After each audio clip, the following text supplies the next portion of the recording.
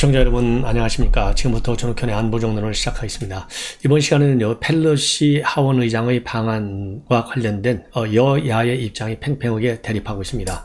자, 그래서 이 펠로시 방안과 관련된 내용을 중점적으로 여러분께 말씀을 드리고요, 중국이 펠로시 의장과 그 가족에 대해서 전면적인 제재 조치를 취했다, 이렇게 공식적으로 발표하고 있습니다. 그리고 우리 국내에서도 말이죠, 이 정치인들 가운데서 특히 우리 여권에 있는 이 정치인들이 윤석열 대통령이 이번에 펠로시 의장을 만나지 않은 것은 잘못된 것이다 라는 또 이 비판 일변도의 입장을 내놓고 있어요. 이 내용을 가지고 여러분께 정리해 드리도록 하겠습니다. 우선요, 제가 보기에 펠로시 의장의 이 방언과 관련해서, 그러니까 지난 3일날 밤에 도착을 했는데 공항에 아무도 나가지 않았다는 거거든요. 그래서 지금 이제 우리 정부와 그리고 대통령실 그리고 국회 쪽 얘기를 들어보면 밤에 오기 때문에 이 하원 의장 측에서 안 나오는 게 좋겠다라고 해서 그 의사대로 일체 나가지 않았다는 거거든요.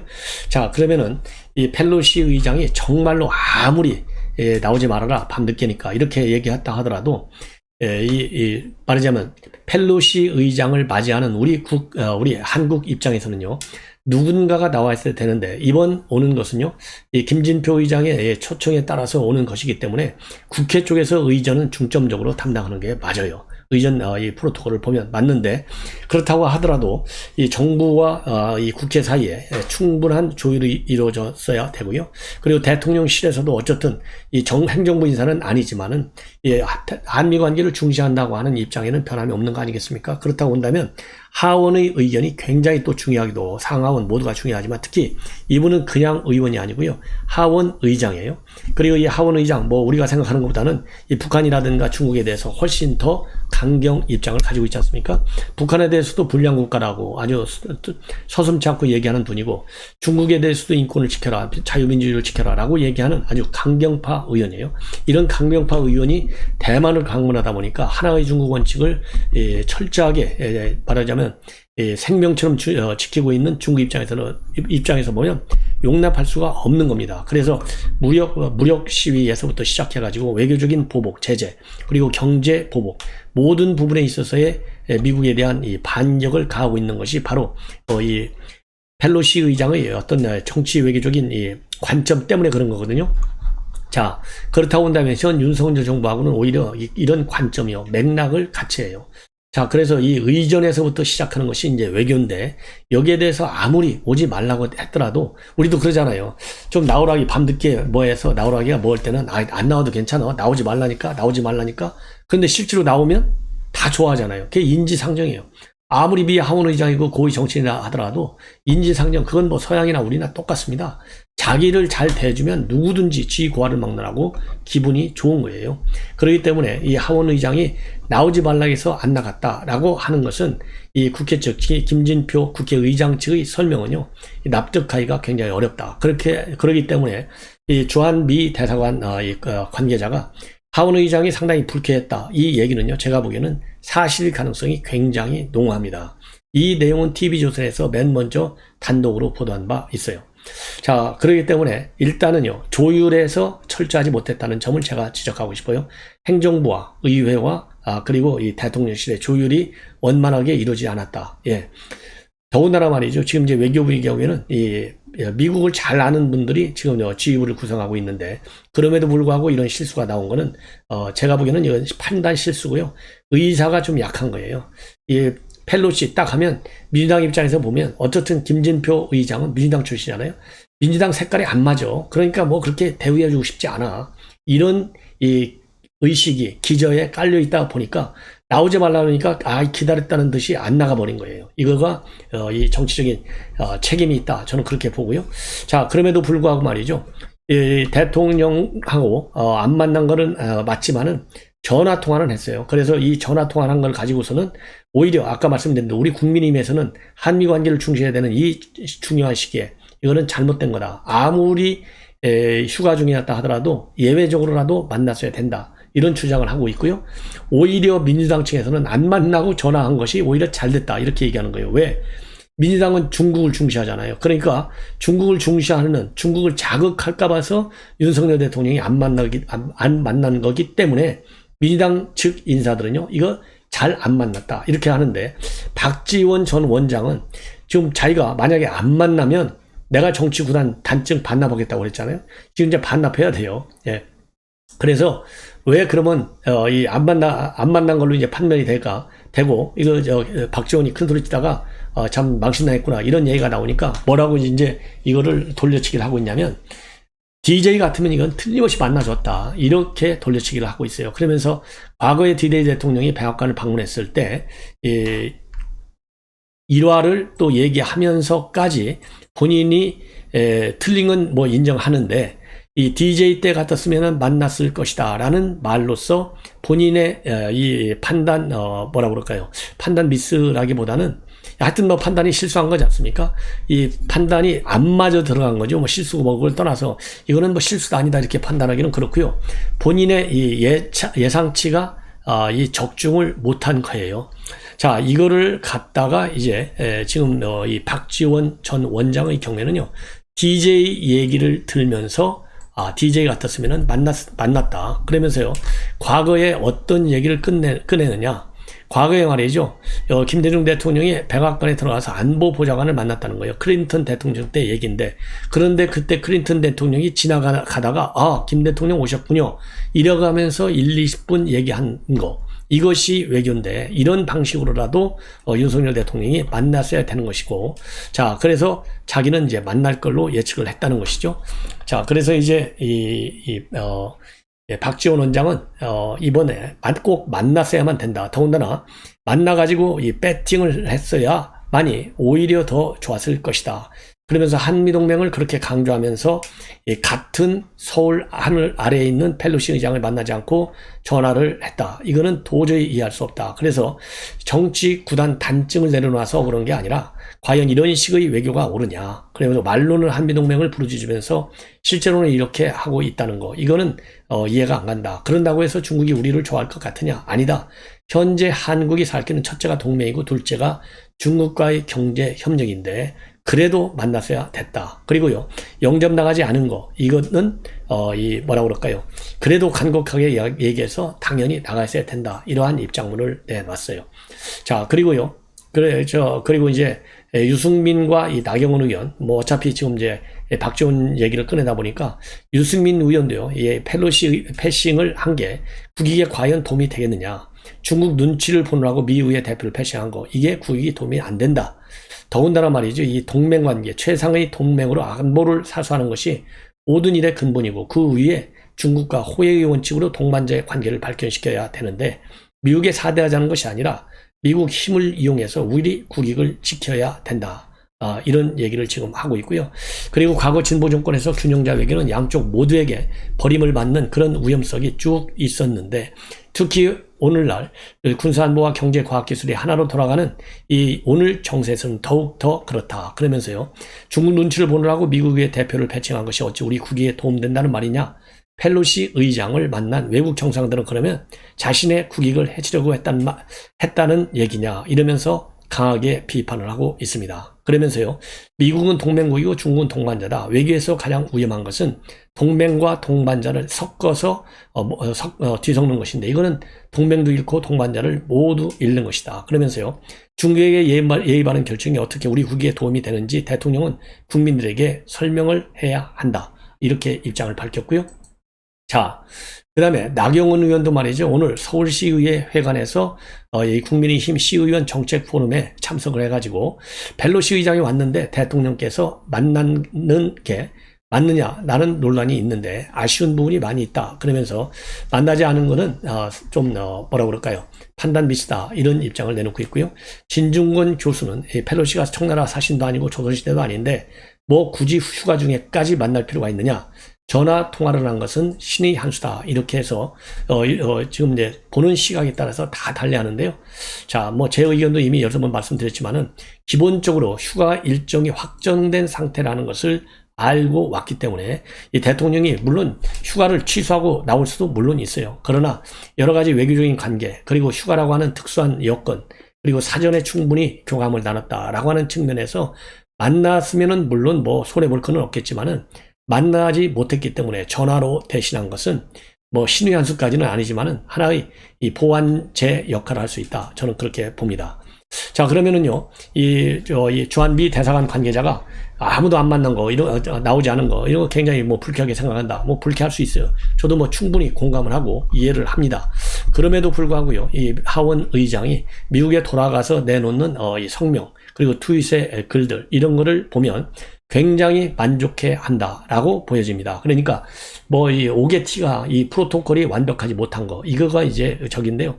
기본적으로 한미 관계에 있어서 지금 가장 중요한 것이 글로벌 동맹 관계지 않습니까? 글로벌 동맹 관계가 이번에 다시 한번 확인이 되는 의회 최고 인사를 통해서 이 글로벌 동맹 관계 중에 출발점은 안보 동맹이지 않습니까? 이 안보 동맹은 판문점과 JSA 지역을 방문하고, 그리고 도끼 만행 사건이 있었던 그 다리를 둘러본 거, 이런 것도 다 이 북한에 대한 강경 메시지이기 때문에 글로벌 포괄적 한미 안보 동맹, 이거를 충분히 다시 한번 확인하는 그런 귀중한 계기가 됐다. 이렇게 저는 보여지고요.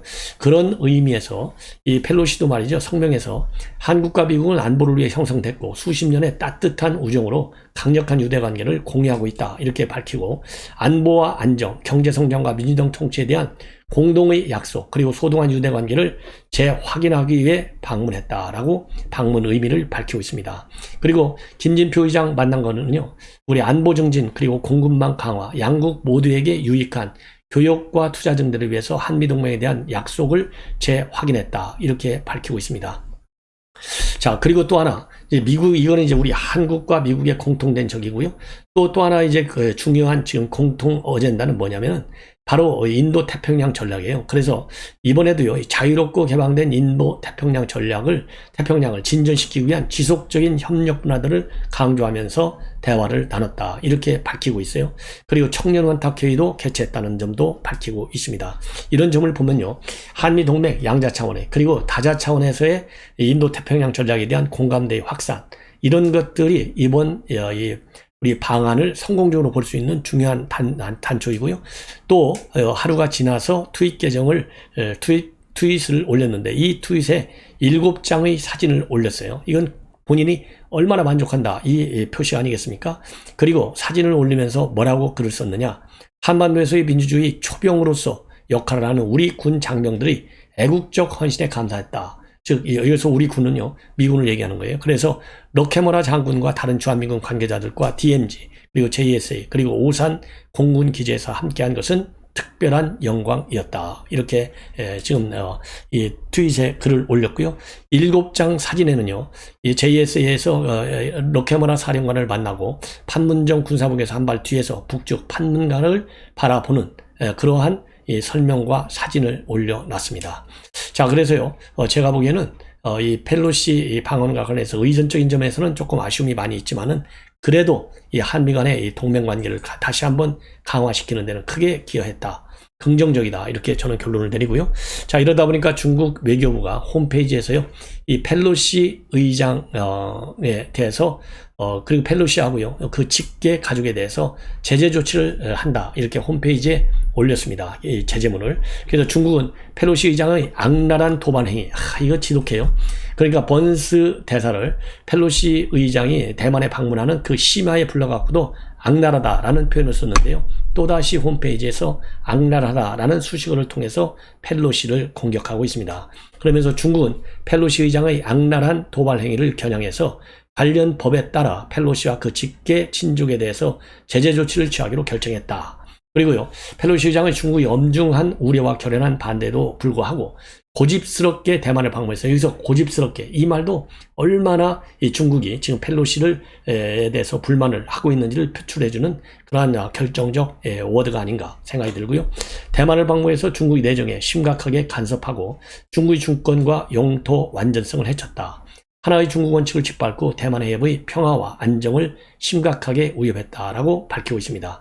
그런데요, 이러한 제재 내용이 구체적으로 무엇인지에 대해서는 중국 측에서 밝히지 않고 있는데, 이미 중국은 말이죠, 미국 인사에 대해서 입국 제한, 그 다음에 자산 동결, 중국 내 자산 동결입니다. 그 다음에 중국 기업과 개인의 거래 금지, 제재, 이런 거를 왔어요. 자, 그래서 이 추가적인 여기에 더한 추가적인 제재가 뭘지 궁금한데, 지금 제 보도에 보면요, 대만에 대한 이런 항의 표시로 미국 정부 이 중국 외교부가 미국 정부에 8가지를 취한다라고 발표를 했다고 합니다. 뭐냐면요, 중국과 이미 예정되어 있는 미중 전구 지도부 회의, 국방부 업무 회의, 그 다음에 해상군사 안전협상기구를 취소하고, 기후변화 협상, 그 다음에 형사사법공조, 마약, 불법 위반에 대한 양국 간의 협력도 중단한다, 이렇게 밝혔습니다. 참고적으로요, 이 하원 의장의 대만 방문은 25년 만에 이루어진 것입니다. 자, 그래서 이렇게 해서 말이죠, 우리 국내 반응까지 전부 다 여러분께 말씀을 드렸습니다.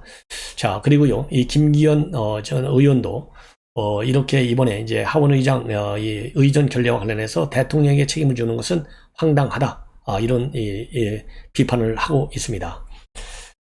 자, 이렇게 해서요, 이제 이 하원 의장의 방언과 관련된 보도는 이 정도로 해서 마치고요. 이제는 사드 산불 문제를 가지고 지금 내일부터 박진 외교 장관이 이제 중국을 방문할 예정으로 있는데, 하루 앞둔 상황에서요, 이 사드 산불 문제 중국에서는 철저히 이행하라, 이렇게 하고 있고요. 미국에서는 그 무슨 소리냐, 사드 산불이라고 하는 것은 한미 간에 결정된 사항이고, 그야말로 북한의 핵 미사일 방어 차원에서만 배치되어 있는 것이다. 그래서 사드 산불 지켜라라고 하는 중국의 주장은 터무니없는 것이고, 한미 간의 협의를 통해서 추진되는 것이다 라고 해서 강력히 반발하고 있고요. 그리고 우리 한국 대사관에서는 사드 산불은요, 이 합의도 아니고 약속도 아니다, 이렇게 해서 새 정부가 챙길 이 옛 장부가 없다. 그러니까 우리 문서를 찾아봐도 말이죠, 이 사드 산불에 대해서 합의하거나 약속을 한 문서가 하나도 없다, 이런 점을 밝히면서 중국 외교가 사드 입장을 유지하라, 산불을 유지하라, 이러한 중국의 요구를 강력히 반박하고 있는 상황입니다. 그리고 대만 일대에서요, 지금 중국의 군사적인 무력 시위가 7일까지 계속되고 있어서 일촉즉발의 위기가 계속되고 있는데, 이러한 상황에서요, 지금 미국 측에서는 불필요하게 이 관계가 더 악화되는 것은 바람직하지 않다, 이런 판단에 지금 미국이 본래 시험 발사하려고 했던 ICBM 시험 발사를 미니트맨 3입니다. 연기했다라고 보도하고 있습니다. 자, 마지막으로요, 이 국내 뉴스들 중요한 것까지 말씀을 드리면, 우장균 YTN 사장이 말이죠, 이 본인을 비판한 기사를 작성했던 기자, 이 11명을 집단 고소했습니다. 뭐냐면요, 지난 2월 달에 이 YTN 기자 11명이 뭐라고 그 당시에 성명을 내냐면, 변상욱 YTN을 완전히 편향적 보도와 관련해서 조용히 떠나라, 이런 성명문을 냈어요. 그래서 이 성명문에서 이 변앵커를 비판하면서도 우사장도 2012년 총선 당시에 문재인 캠프 공보팀장이었다, 그러면서 우사장도 이 편파적인 이 언론인이다라고 하는 것을 이 주장을 했습니다. 이거를 갖다가 이제 허위 사실이다, 그래서 지금 이제 고발 조치를 했습니다. 자, 이 고발 조치, 과연 이 우장균 사장은 말이죠, 그러니까 이 친문이라고 이제 볼 수 있지 않습니까? 그래서 지금 임기가요, 2024년도까지 지금 아직도 많이 남아 있습니다. 2024년 9월까지, 작년 9월에 사장에 취임했거든요. 자, 그래서 제가 보기에는요, 이런 일련의 조치가 본인의 자리를 보존하기 위한 강공이 아니겠느냐. 그러니까 나를 함부로 잘라내면 내가 가만히 안 있을 거야, 이런 정부와의 대립 의지를 표명한 것이 아니냐, 이런 생각이 들고요. 그리고 이제 8.15 가석방, 이건 이제 굉장히 추미애 관심사인데요. 지금 이제 이 김은경 환경부 장관은 가석방 대상으로 들어가 있고요. 지금 김경수도 빠져 있고, 그 다음에 우리 국정원장 지금 유일하게 지금 남아서 지금 복역 중에 있는 이병우 전 원장도 가석방 대상에는 이름을 올리지 못하고 있다, 이런 보도가 나오고 있고요. 김경수는 8.15 특사 대상에 포함될 수 있다라는 전망이 나오고 있습니다. 그리고 마지막으로 이제 하나만 더 덧붙이면요, 최순실이죠, 대통령 앞으로 자필 탄원서를 보냈습니다. 특검 조사받을 때 한번 봤는데 대통령 제출까지는 그 당시에 전혀 몰랐다. 근데 이제 박근혜 대통령도 전부 다 사면시킨 것 아니냐, 국민통합과 화합 차원에서, 그리고 박근혜 대통령에 대한 이 사면 연장선 차원에서 본인에 대해서도 이 건강도 안 좋다면서 사면 문제를 강력히 호소하고 있습니다. 자, 그래서 이 해당 탄원서는요, 지난 8월 2일 날 대통령실로 송부가 됐다라고 되어 있고요. 최근에 딸 정유라 씨도 이 모친 최송원 씨의 사면을 강력히 촉구하는 SNS 입장문을 내놓은 바 있습니다. 시청자 여러분, 이것으로 본 방송을 마치겠습니다. 아무쪼록 맛있는 저녁 시간 되시기 바랍니다. 대단히 고맙습니다.